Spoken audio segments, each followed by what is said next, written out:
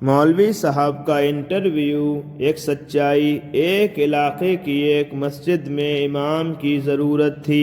सूचना मिलने पर मौलवी साहब ने फ़ोन किया।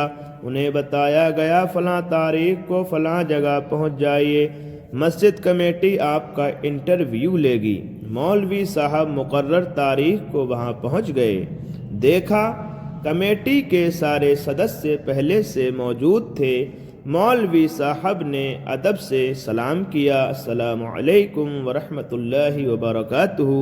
कमेटी के एक सदस्य ने कहा, मौलवी साहब तशरीफ़ रखिए। फिर सवाल शुरू हुए।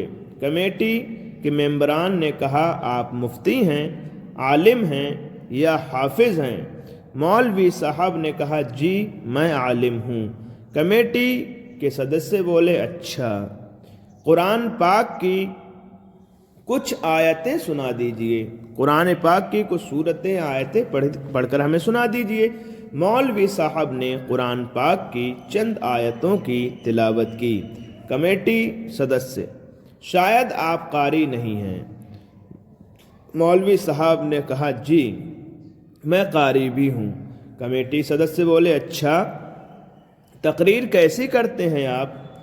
मौलवी साहब ने कहा, मैं कुरान, हदीस और असलाफ के इल्म की रोशनी में मसलक अहले सुन्नत की वजाहत करता हूँ।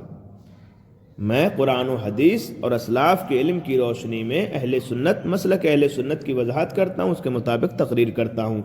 कमेटी सदस्य, क्या आप इस्लाही तकरीर भी करते हैं? मौलवी साहब, अल्हम्दुलिल्लाह, मैं इस्लाही तकरीरें भी करता हूँ, जैसे सूद, चोरी, गीबत, आमाल की इस्लाह, दाढ़ी और नमाज की पाबंदी वगैरह। इतना सुनते ही कमेटी के चेयरमैन ने इशारे से एक आदमी को उठाया। इतना सुना जब उसने, चेयरमैन जो मैन आदमी था, तो एक आदमी को इशारे से उठाया। वो आदमी मौलवी साहब को अलग ले गया, कमेटी से अलग ले गया और बोला, देखिए मौलाना साहब, हमारी मस्जिद में हर तरह के लोग आते हैं। यहाँ मस्जिद में नमाज पढ़ने के लिए सब तरीके के लोग आते हैं, हर फ़िरक़े के। इसलिए आप ईसाले सवाब, इल्मे गैब, हाजिर नाजिर, रफ़े यदैन, मीलादुन नबी सल्लल्लाहु अलैहि वसल्लम, नूरानियत मुस्तफ़ा सल्लल्लाहु अलैहि वसल्लम जैसे मौज़ूआत पर बिल्कुल बात नहीं करेंगे, सिर्फ़ आमाल की इस्लाह पर बयान देंगे। और एक बात और सुन लीजिए इमाम साहब, आलिम साहब, दाढ़ी मुंडवाने वालों के बारे में भी आप कुछ नहीं कहेंगे। दाढ़ी मुंडवाने वालों के बारे में भी कुछ नहीं कहना है। हमारे मोहल्ले के एक सेठ साहब हैं, कमेटी के अहम रुकन हैं, बहुत पैसे देते हैं। इसी तरह सूदखोरी पर भी कोई बयान नहीं होगा, क्योंकि एक मुअज़्ज़ज़ शख्स सूद का कारोबार करता है, यानी बहुत अजीम मुअज़्ज़ज़ शख्स है, गाँव में इज़्ज़तदार आदमी है, सब लोग उसकी इज़्ज़त करते हैं, उसकी बहुत इज्जत है गांव में। बेपर्दगी पर भी आप कोई बात नहीं करनी है, क्योंकि हमारे बाअसर लोगों की बेटियां, यानी हम जो बड़े लोग हैं, इनकी बेटियां बिना पर्दे स्कूल कॉलेज जाती हैं। बाकी मामलों में आपको पूरी आज़ादी है। फिर वो आदमी मौलवी साहब को वापस कमेटी के पास ले गया। कमेटी के सदर ने कहा, मौलवी साहब, उम्मीद है आप ज़रूरी बातें समझ गए होंगे, यानी उम्मीद है आपको जो समझाई गई वो बातें आप समझ गए होंगे, आपके जहन में बैठ गई होगी। एक और बात, अगर किसी दिन मुअज्जिन छुट्टी पर हों, अजान लगाने वाले, तो अजान और मुअज्जिन का काम भी आपको ही करना होगा। अजान भी आपको ही पढ़नी होगी और नमाज भी पढ़ानी होगी। मस्जिद से लगा हुआ एक कमरा मिलेगा, लेकिन खाने का इंतज़ाम आपको खुद करना होगा, कोई अपने घर से नहीं भेजेगा, दावतें नहीं होंगी, आप खुद बनाएं खुद खाएं। चूँकि जनाजे वगैरह भी पढ़ाने होते हैं, इसलिए ज़्यादा देर मस्जिद से गैर हाजिर ना रहा करें। नमाज जनाजा भी और भी काम होते हैं, न्याज़ फातिहा वगैरह, गैर हाजिर ना रहा करें। कमेटी के फैसले के मुताबिक आपकी तनख्वाह 6,000 रुपये होगी।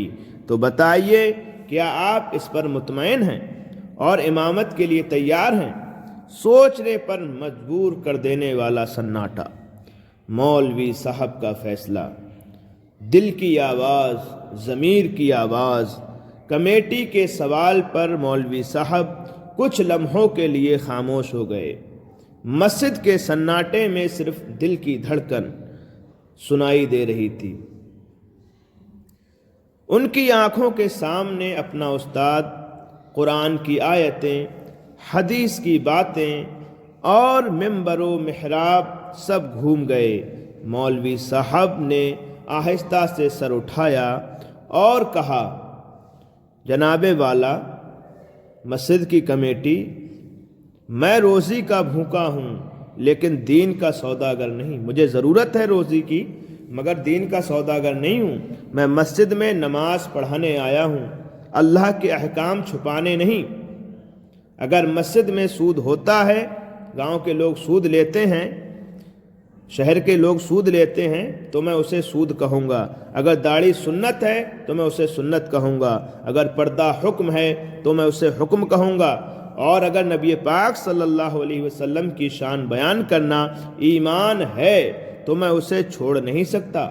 کمیٹی کے کچھ لوگ ایک دوسرے کا منہ دیکھنے لگے، ایک دوسرے کے منہ کو دیکھنے لگے۔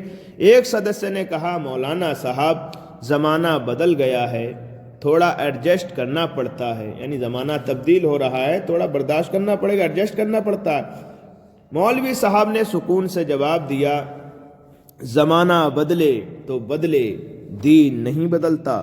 اگر دین کو آپ کی سہولیت کے حساب سے ڈھال دوں تو کل قرآن بھی بوجھ لگنے لگے گا۔ اگر دین کو آپ کی سہولیت کے حساب سے ڈھال دیا جائے جیسا آپ چاہ رہے ہیں تو پھر کل قرآن بھی بوجھ لگنے لگے گا۔ کمیٹی کے چیئرمین نے کٹھور لہجے میں کہا، تو پھر آپ یہ ذمہ داری نہیں لے سکتے، آپ کہیں اور چلے جائیے، ہم آپ کو مسجد میں نہیں رہنے دیں گے۔ مولوی صاحب نے مسکراتے ہوئے کہا، اگر امامت کی قیمت خاموشی ہے تو ایسی امامت مجھے منظور نہیں۔ اللہ میرا رزق کہیں اور لکھ چکا ہوگا، اللہ نے میرا رزق کہیں نہ کہیں اور لکھ دیا ہوگا۔ اتنا کہہ کر مولوی صاحب نے سلام کیا اور دھیرے دھیرے مسجد کے دروازے سے باہر نکل گئے۔ پیچھے رہ گئی ایک چمکتی مسجد اور اس کے اندر سچ سے ڈرتی کمیٹی۔ مسجد چمکدار اور حق کا سامنا نہ کرنے والی کمیٹی ممبران لوگ۔ کچھ دن بعد اسی علاقے میں ایک چھوٹی سی مسجد تھی، ٹوٹی ہوئی دری، ٹوٹی ہوئی چٹائی، پرانا مائک اور کم نمازی۔ وہاں کے بزرگوں نے مولوی صاحب کو امام بنا لیا۔ تنخواہ کم تھی، سہولتیں بھی نہیں تھیں، لیکن ممبر آزاد تھا۔